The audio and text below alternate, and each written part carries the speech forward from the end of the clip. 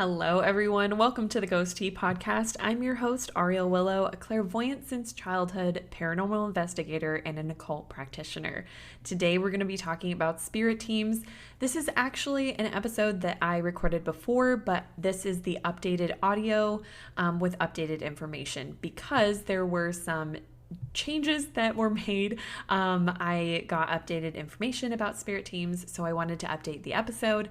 So therefore, this is new audio. So if you're listening to this as a first-time listener, I apologize for the other episodes being quiet. This is the new format, and you'll get to that as you go through the episodes.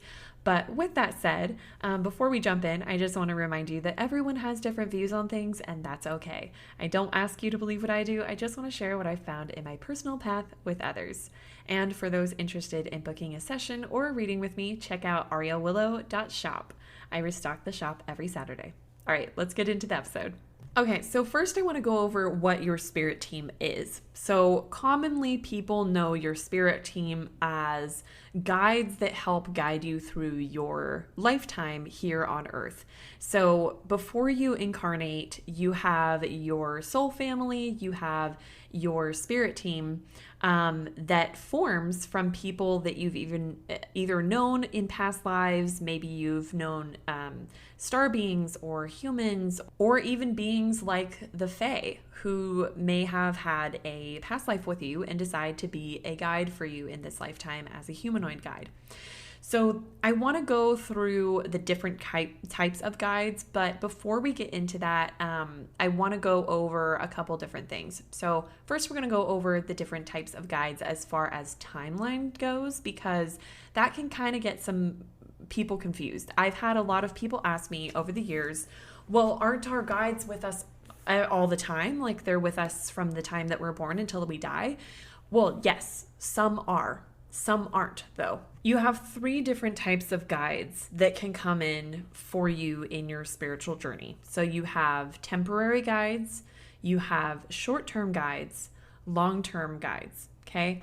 I also want to point out, I just want to make a note on this because we're on this topic, and this is something that I've slowly changed over the years as I've learned and grown in my practice and been educated. I try my best not to use the term spirit guides because spirit guides is a particular term used within Indigenous culture.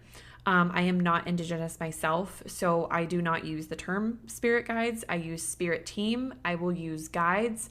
I also do not use the term animal spirit guides or spirit animals because of the Indigenous ties to that particular way of saying it. So I say animal guides instead. And I just wanted to mention that because I think it's important for us to all be aware of the wording that we use. And I know that when I first got started, I was not educated in these things, and I'm glad that I am now. But these are all things that we can just be aware of and, maybe change and adjust within our own wordage around these topics. So with that said, let's go over the different types of guides. So you have the temporary guide, okay? This is going to be a guide that comes in for a experience in your life or a season, if you will. So for example, let's say that you're moving to a new house or moving to a new city even. And when you decide that you are going to move, you have a guide come in to help assist you in that transition. So maybe you have an animal guide come through, maybe you have a humanoid guide come through, and you have them come in to help you through that transition, to help you get through that move and get to that new city or get into that new space and settle in. But then once you're settled in that new space, they leave because they're not really needed anymore. They were just there to help you through that transition. So a lot of times, sometimes we don't even realize that we have a temporary guide because they're so under the radar, kind of in our energies to help us kind of process things and things like that, that sometimes they just go undetected. But every once in a while, we'll realize that they're there and we'll be like, oh my God, then we have this new guide. But then they leave. And then we're just like bummed because maybe we got really attached to them. So there are temporary guides like that. The next type is a short-term guide. So a short-term guide is going to be a lot more long-term than a temporary guide. And it's more in line with a long-term guide, but different. And the way that it's different is that a short-term guide comes in during a certain time within your lifetime. Sometimes it's around a significant life event or a significant experience or lesson, or sometimes they just randomly decide to come in at a certain time in your life that maybe you're not aware was significant, but they were aware was significant and that you needed more assistance through. So let's say, again, you're in the scenario of wanting to move. And so a short-term guide would be one that would come in maybe around the time that you decide that you're going to move, and then they just stay until the rest of your life. They're just there until you die, right? That would be a short-term guide. So to us, it might not seem short-term. To them, it is short-term, but it's not temporary. And then the last type of guide is a long-term guide. So what that means is that it's a guide that is with you from the time that you're born until the time that you die. And these are the ones that we mostly pick up traits from, in my opinion, because they are the ones that are around us when we're babies. They're around us when we're developing our brains, which means that we as children, when we're more open to spirit and more open to what's happening around us on an energetic level, we're very in tune with our spirit team, which means that you're going to be picking up traits and picking up energies and things like that from your spirit team around that time. Whether that is your humanoid guides or your animal or creature guides or your guardian angel or your infernal guardian. Okay. So, for example, your favorite animal growing up is probably an animal guide for you because you probably started liking that animal a lot because you were all around the energy a lot. Now I'm not going to say that that's a definite because, there's Discovery Channel and, History Channel and shit. And we watch shows and we're like, wow, that's a really cool animal. I love that. But then there's certain things that we do where there's like characteristics that we have. Sometimes people will say that their kid is just acting like super, super advanced, or talking like an adult. And sometimes we're able to learn those things from our humanoid guides. Not all the time, but it can happen every once in a while. And so those are traits that we can pick up from our spirit team. I always say mundane over magic. So it is important to know that some of those signs, being more advanced can indicate things like autism or, being on the spectrum somehow. But I want to make sure that that is included as a possibility in addition to what we're talking about here. Because I don't want people to be like, oh, well, that must be what it is. And then they don't get their children the care and attention that they need to develop. So I don't want you to be like, oh, well, they're not on the spectrum. Like it's just their humanoid guides. No, please still get them checked out. Make sure that they're getting the kind of, attention that they need to develop as best as they can and be as healthy as they can. So getting into the different types of guides that you can have. So there's 4 main types of guides that you can have in your spirit team.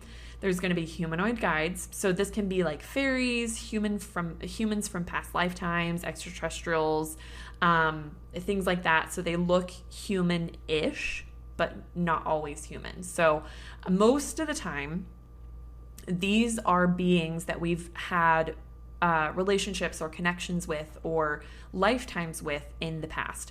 So for example, I have a guide named Nikado, and he is an extraterrestrial, and we had a lifetime together. So he is very close to me in that sense, but he would be considered a humanoid guide for me. I also have another guide named Aya, and she is human. So she has had a past lifetime with me, but that doesn't always have to be a past life connection with that guide.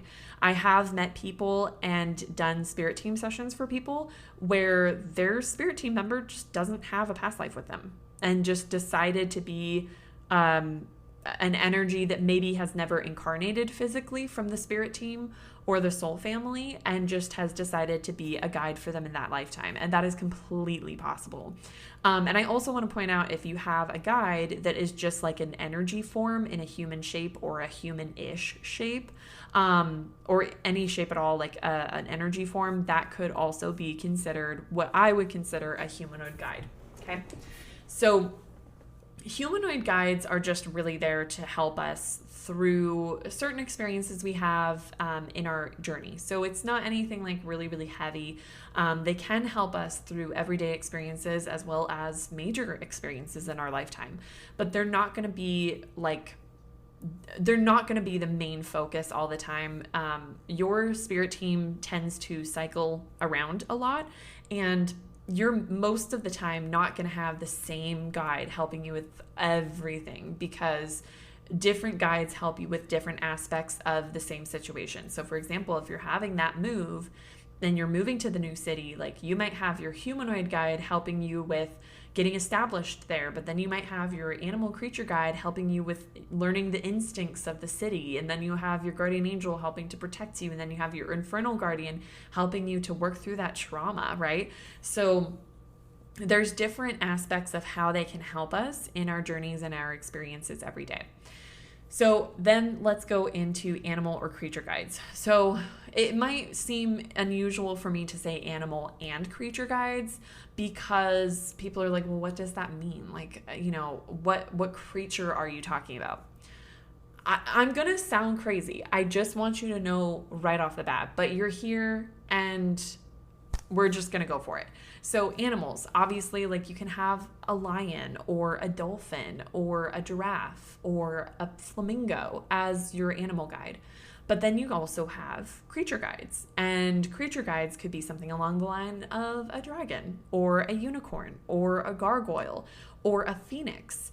And these are things that would just not really be considered an animal guide, because it's not an animal, it's more of a creature.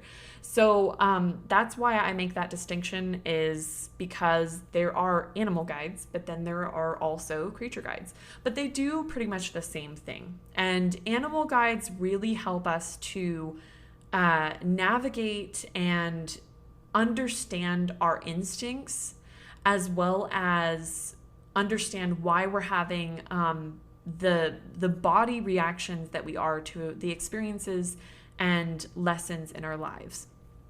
Obviously, they can help us with other things. And I don't want to make it sound like, humanoid guides and your animal guides and your creature guides and your guardian angels and your infernal guardians only help you with one thing. They can switch out roles whenever needed. But there tends to be a pattern that I've seen with what they tend to help you with and what they tend to quote unquote specialize in. So that's the reason why I mention these things. I just find that animal and creature guides just tend to be more based in our instincts and helping us to really stay in touch with our bodies and helping us to connect to what is our body saying? How is our body physically reacting to this change or this experience or this lesson? How can we have our physical body align with our spirit body going through this experience or lesson or change? So that's something that I like to mention because of that fact. Okay, so then we have guardian angels. This is the one that everybody is familiar with. Everybody's like, oh yeah, you have a guardian angel. Of course, a guardian angel would be part of your spirit team. So guardian angels are one that I've known about being about part of the spirit team since I learned about spirit teams. And they're really known for their protection. They're known to kind of swoop in when we have life-endangering situations where we need some assistance. But even so, they're pretty much good at just like comforting us through everyday experiences as well. They're kind of like the comforting mom support, if you will, in our lifetimes. They're just kind of the ones that kind of soften the blow of things, maybe, or give us the gentle nudge that we need to move forward. It really just depends, and it depends on what they know that you need at the time. A lot of people ask me, well, can you have an archangel as your guardian angel? I will say yes, because it is possible. But I also want to make it clear that it is very, very rare. I've done hundreds of spirit team sessions, and it is very, very rare. I'm talking about like less than a handful of people have come through with an archangel as their guardian angel. Now, it doesn't mean that if you don't have an archangel as your guardian angel, that you're less special or that you're less important, or they're just like, oh, well, you're on your own. Like, it's nothing like that. I think people put this kind of status label on themselves when they have an archangel as their guardian angel. And the truth is, it doesn't really matter. And a lesser known angel is just as powerful as an archangel, but we just don't know about them as much. And just because your archangel or just because your guardian angel might be known as, I don't know, Joe or something, doesn't mean that he's any less powerful than Archangel Michael. It's just that Archangel Michael is called on more because he's more well known. So it's not about power dynamics. However, I also want to mention on this note that you can have an archangel come in and replace your lesser known guardian angel for a time in your life. I have had that happen before for people where they're going through a really significant life change or experience in their life, and they have an archangel come in and take over as their guardian angel during that time, just to assist and help make that transition a little bit easier. And it doesn't happen for everybody. Sometimes people never know their guardian angel, and that is okay. It doesn't mean anything is wrong with you. But I just want to mention that because it's really helpful to know, and just know that if you don't have an archangel as your guardian angel, it doesn't mean you're less special or less important, or that you have no purpose on earth. Like, that is a very egotistical view of it, and I just want to make sure that we're all aware that it doesn't matter. It doesn't matter. In the big scheme of things, in the big picture, it doesn't matter, I promise. All right, so getting into the last type of guide that you can have, or that you do have, because guardian angels and infernal guardians, which we're going to talk about, are the two that are with you from the time that you're born until the time that you die. Okay? The humanoid guides and the animal and creature guides are the only ones that transition out, in and out, as temporary and short term. Okay? Guardian angels and infernal guardians, just by default, are with you from the time that you're born until the time that you die. Okay? I forgot to mention that before we got into guardian angels, but it's fine because we're talking about it now. Okay. So, infernal guardians. So a lot of people are like, what is that? I prefer the term infernal guardian because I think it's more respectful, but some people will call it a guardian demon. And sometimes this will be someone, like, sometimes people call them like demon guardians, or however you want to say it. I call them infernal guardians. I just feel like it sounds better. It just sounds less fear-mongery and less fear-inducing. And I just don't think it's necessary for us to be like, oh my God, I have a demon looking over me. No, you don't have to be worried about it, because guess what? They assigned themselves to you for a reason. They have always been there. They usually are just very quiet unless you ask them to, show themselves to you, because they know that not everybody is comfortable with them, which is very unfortunate because people have such this big stigma around infernals. And it just, honestly, it makes me sad. As a demonologist, it makes me sad. But getting into that. So what does an infernal guardian do? Because we already have the guardian angels. And so, like, why would we need more protection? Well, first of all, you do need more protection because everybody needs more protection. If you don't have protection set up at your house, you should. And if you don't, then they're going to do their best. But, just set up onion, not bubble, okay? Have layers. That's all I'm saying. As a witch, just have those layers. Make people cry as they get through it like an onion, okay? Anyways, that's a side note. That's a bunny trail. Going back to infernal guardians. Infernal guardians are really going to help you focus on the shadow self of you, okay?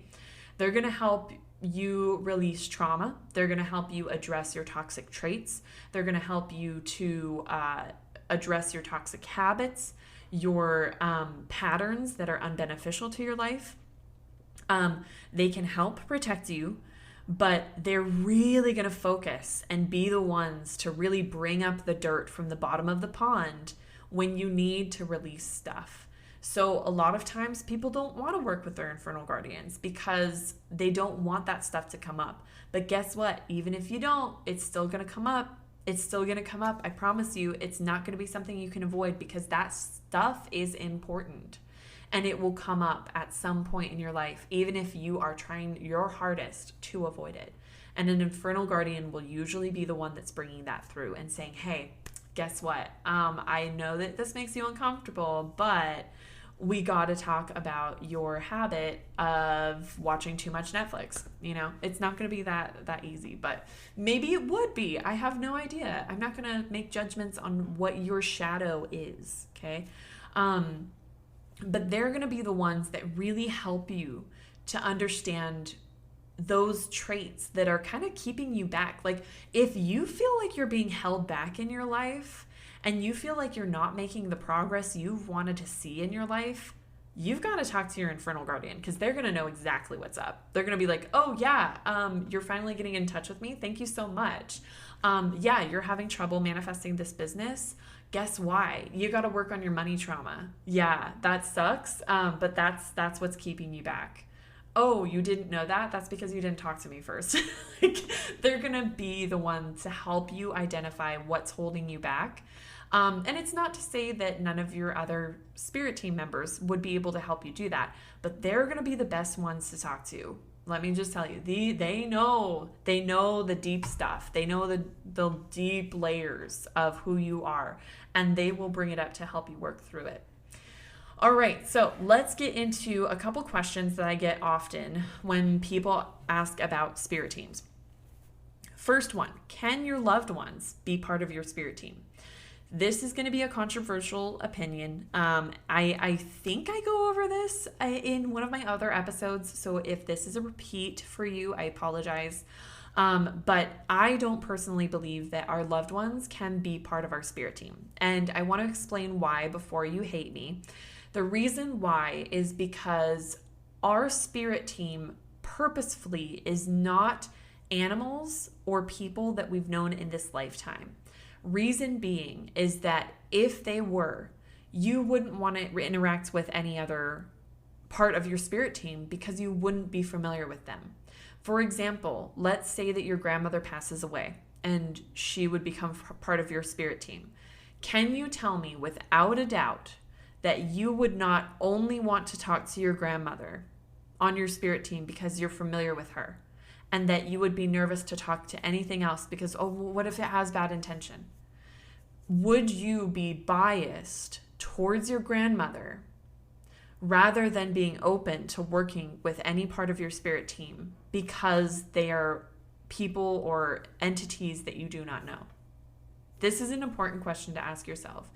And this is why I don't personally believe that pets or loved ones in this current lifetime can be our spirit team members in this current lifetime. I do believe that if your grandmother, if your loved one, whoever it is, passes over in this lifetime, I do believe that they can be a part of your spirit team in a next lifetime, because the next lifetime you is not going to have the bias towards your grandmother from this lifetime that you would in that lifetime.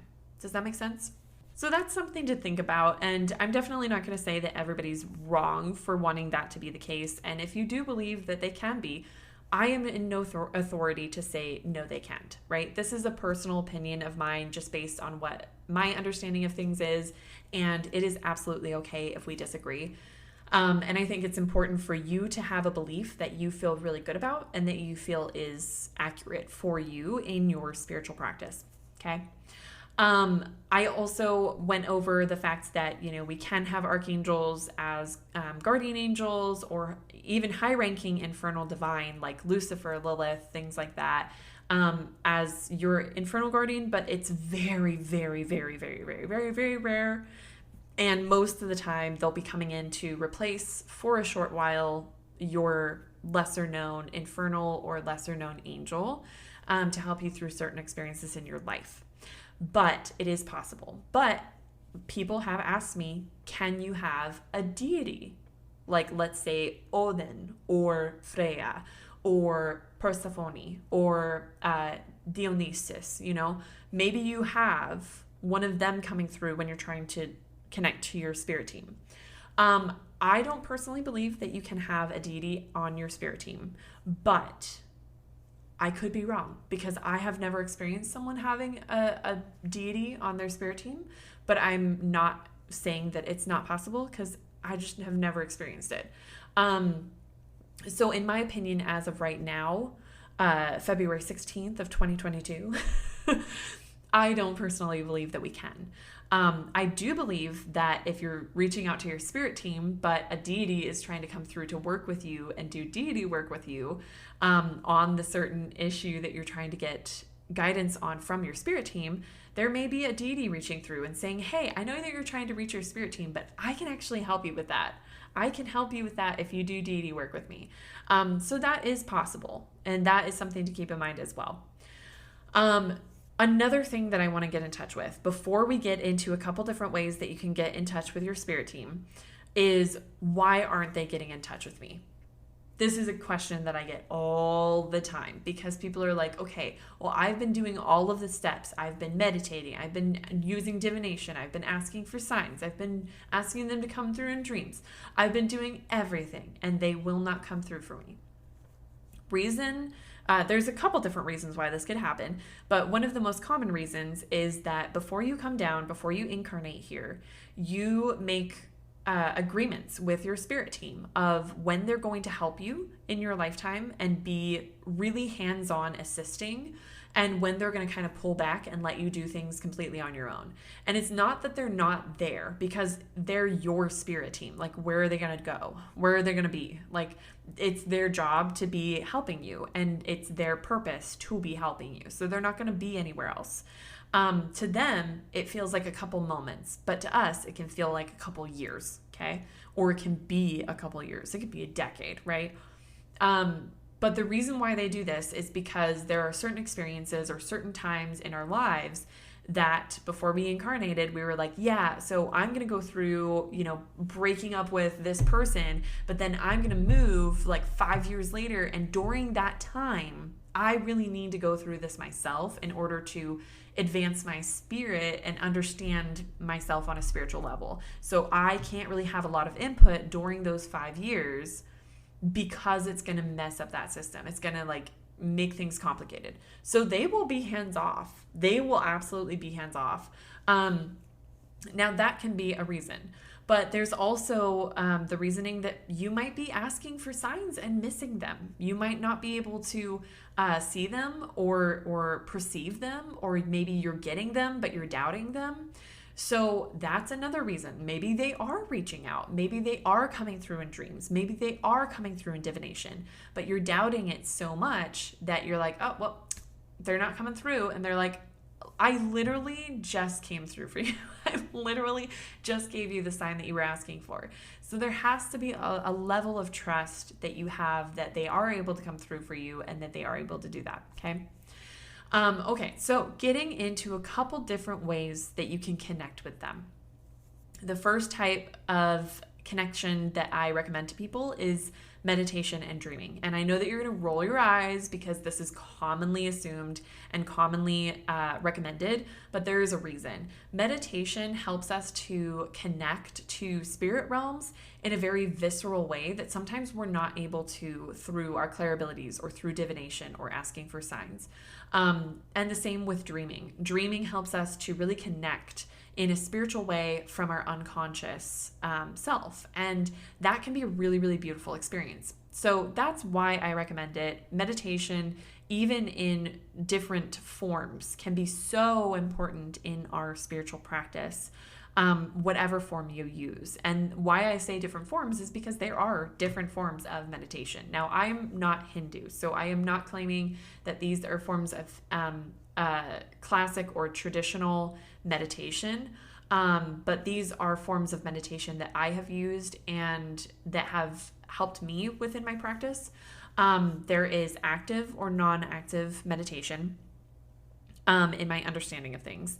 So non-active would be like sitting on the floor, laying in bed, having your body not be in an active state to where you're actually like moving or, running or doing whatever. You're not doing anything with your body. You're allowing it to relax, and you're going into a meditative state. Okay. That would be non-active meditation. Then you have forms of active meditation where you're getting your body moving. Okay. So this is going to be like meditating while you're driving. I don't recommend it. I'm not saying you should meditate while you're driving. Please don't. If you can avoid it at all costs, not safe. Let's not meditate and then get into a car accident. Okay. If you're driving, do not do it right now. Okay. Just wait until you are somewhere else and in a safe place to do it. Okay. Are we established? Good. Okay. So, but active meditation, you could be running at the gym, listening to meditation music in your earbuds and meditating. Okay. Your body is doing something so your mind can relax enough to meditate. Some people meditate while they're going grocery shopping. I know that I meditate when I'm going grocery shopping. Well, before the pandemic. I can't say that now because I have social anxiety. But before the pandemic, I could go to the grocery store and meditate while I was walking through the aisles, picking up soup. Okay. It was great. Because your body is doing something, which means that your conscious mind is able to be distracted enough to where your unconscious mind can really connect to your spirit body. Honestly, I don't ask me how it really works. It just works sometimes, and it works for some and not for others. A lot of people say, well, I can't meditate. Have you daydreamed? If you say that you cannot meditate, have you daydreamed before? Because if you have, then you have meditated. Because meditation is not an absence of thought. It is awareness and being present with your thoughts. Okay? That is it. Okay? Full stop. If you have daydreamed before, you have meditated. Okay? Daydream can be a form of non-active or active meditation. Because you're very aware of what you're thinking of when you are daydreaming. That is a form of meditation and connection with the spirit realm and connection with your inner self. Okay. So dreaming and meditation, how can you bring in your spirit team during these times? You can, before you go into meditation, before you go to bed, you can say out loud or in your head, you can just say, spirit team, I'm calling on you to come through in my meditation or come through in my dreams. Help me to remember the experience, but I really want to meet one of you. If one of you could come through and introduce yourself to me, tell me about yourself, tell me what your purpose of working with me is as a guide, and help me to remember this when I wake up or come out of meditation, and see what happens. You might not have results right away, but it doesn't mean that it's not going to happen out, and I would really encourage you to continue trying if you don't have results the first time, okay? Then we're going to go into the two other types, which is divination and asking for signs. So divination is something that not everybody's going to feel comfortable with, but you can use tarot cards, you can use oracle cards, you can use runes, you can use coins, you can use dice, you can use, some people use spirit boards, some people utilize scrying, whether through water, oil, stone, or mirrors. It really depends on what you feel most comfortable utilizing into forms of divination. So there's endless possibilities when it comes to divination. I could not list them all here off the top of my head. So I really encourage you that if this feels like something that you would want to try, that you would really explore that and see the different types of divination that there are out there. There's bone throwing and like rune casting and card reading and stuff like that. So how would you utilize this to get in touch with your spirit team? Well, first you would want to utilize something that has the purpose of being spiritual conductor between you and your spirit team. So for example, if you're using something mundane like a dice or a die or a coin, please program it. Just hold it in your hand and say, your purpose now is to connect me with my spirit team only. Okay? Anything else is not allowed. You are going to connect me to my spirit team, and that is your purpose now. I don't care if you look like a crazy person talking to a coin. Okay? This is how it's done. No, you can really do this in any way that you want to. You can hold it in your hand and imagine the energy going into it with that intention. You can talk to it. You can do a whole spell, like whatever feels right for you in programming that mundane piece of, object to do the divination for you. Cards are going to be a little bit more complex. So you're going to get more of a story, more information through tarot and oracle and things like that, because there's so much deeper meanings to each card, right? But with coins and die, they're really good for yes or no questions.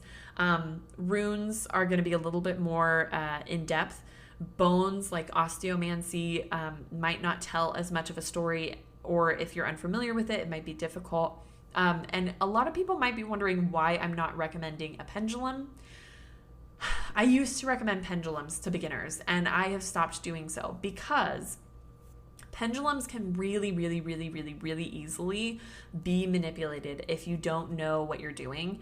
And it's not to say that beginners couldn't use pendulums, and I'm not saying that at all, but I just personally don't like to recommend them for beginners because a lot of times we can get excited thinking that we're getting a lot of answers when actually we're, causing micro movements and kind of giving ourselves our own answers without actually really connecting it to our spirit team. So I just like to give methods like rune casting, coin tossing, die rolling, utilizing cards and things like that, because it's less easy for us to manipulate them by accident. So that's the reason why I suggest those over a pendulum or even dowsing rods, because I love both of those forms of divination, don't get me wrong, but they can very easily be influenced, which is why I recommend the other ones over those, especially for beginners.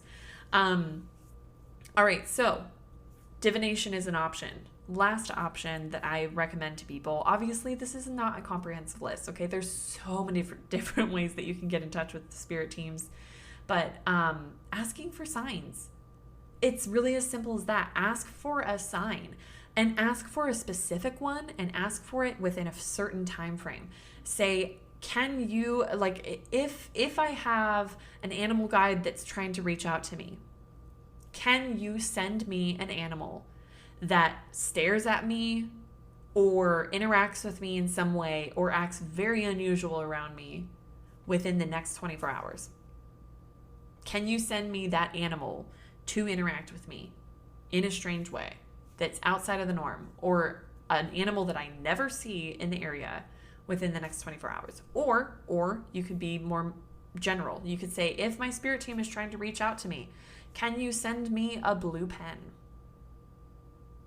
Okay, you could see it in a commercial. You could have someone hand you a blue pen. You could find a blue pen on your way to work on the sidewalk. You could see an advertisement with a blue pen.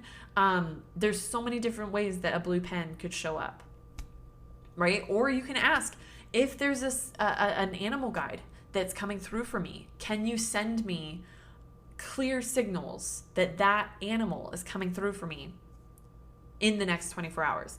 Maybe you start seeing foxes everywhere. Maybe you start seeing, like, you see a random fox billboard on your way to work, and then you randomly see someone who's wearing a fox jacket, and then you see someone wearing a fox hat, and then you see someone wearing a fox pin, or someone comes up and talks to you and they have a fox tattoo. And all these things, it's like, okay, well, fox is like really coming through, right? But we might be looking for a physical fox. Maybe you're living in the middle of New York City. Like, is a fox really just going to go walking down the road? Probably not. But it can come through in different ways. Maybe someone gives you a postcard that has a fox on it. It can be as simple as that. But being open to seeing signs in different ways is really important. What I don't want you to do, though, is ask for something that you know you're going to see. For example, if you go to work every day and there's tons of pigeons outside and you're like, send me a gray pigeon if you're reaching out to me. No, you already know that you're going to see pigeons. Now, if you ask for a sign and it's generalized and a pigeon starts acting really weird around you, then maybe that's a sign that you have a pigeon guide, right? But don't ask for something ideally that you see every day. If you see a pig billboard every day, maybe don't ask for a pig as a sign, okay? Ask for something else. But those are a couple different ways that you can reach out to them and ask for signs and ask for specific things that would be specific to you, so that you're not like, oh, was that a sign? I don't know if it was a sign. No, ask for specific things. Ask for something more specific, so that you know when you see it, you're like, oh, that's a sign. That's a sign. And give it a time frame, and ideally a short one. Don't be like, oh, show me this within the week. Do you remember what happened last Monday? Probably barely, okay? We're getting by day to day. So let's not do like that long of a time frame. 24 hours is definitely long enough. Do 12 hours. That's a lot more doable by the end of the day, by the time I leave work or whatever. Whatever works for you. But regardless of what method you're using to get in touch with your spirit team, be open to continuing that, to see if they come through for you. Even if they don't the first time, don't lose hope. It might, like we said, be a time in your lifetime where they're not able to be in touch with you. They're not able to contact you because maybe you have a time where you're doing things on your own. But I really, really encourage you to get in touch with your spirit team, because they're the beings that are assigned to you to help you during this lifetime. And that is something significant. That is something that is important for us to be in touch with as much as we can be. And sometimes that is our first experience with getting in touch with spirit. And that can be a really beautiful thing. So I really encourage you to reach out to them. If it's something that you've been thinking about doing, or it's something that you feel excited about doing, please try something. Try, meditating or asking them to come through in your dreams, or divination, or asking for signs, and see what happens. And be open to your spirit team coming through for you, and see who shows up. But hopefully this has been helpful. Hopefully this gives you some ideas on how to connect with them. And yeah, I really hope that this is helpful. I genuinely just want to give you guys the ability to feel really confident in navigating your spiritual path and your spiritual practice and getting to know your team. And hopefully this gives you some ideas to do so. But with that said, thank you so much for listening, and stay safe, stay curious, and keep learning. All right, I'll talk to you guys later. Bye.